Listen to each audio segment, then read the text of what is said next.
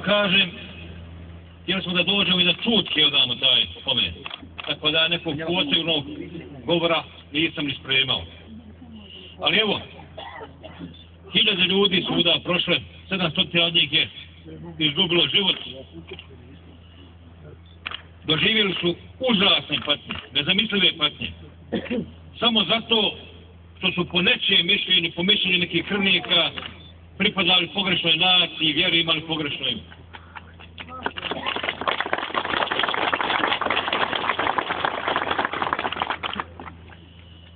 Ne smijemo nikad zaboraviti šta se desilo na ovom mjestu i na sličnim mjestima. Jer falsificiranje istorije, zaborav, je put da se zlo ponovo desi. Ne smijemo dozvoliti da se više ikad ikome nevinom ovako zlo desi. Bez obzira na naciju, bez obzira na vjeru, bez obzira na ime. Nikad nikome.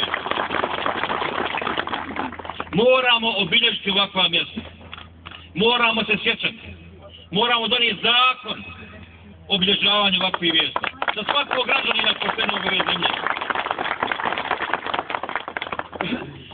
Moramo graditi sigurnosne institucije, jaku državu Bosnu i Hercegovinu.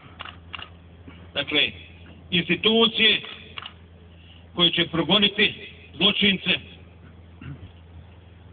koji će garantirati dobrim ljudima da im se ovakve stvari više nikad i njihovoj djeci ne dese.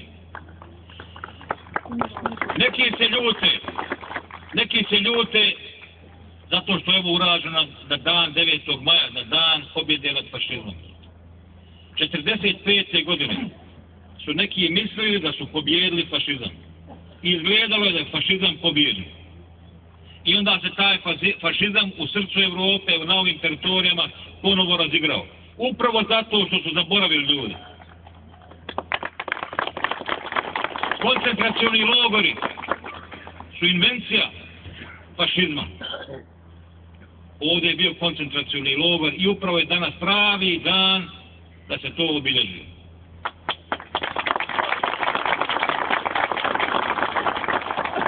Nećemo zaboraviti. Obilježit ćemo, dolazit ćemo ponovo, napravit ćemo institucije koje će progoniti zločince, a dobrim i poštenim ljudima garantirati sigurnu budućnost. Hvala vam.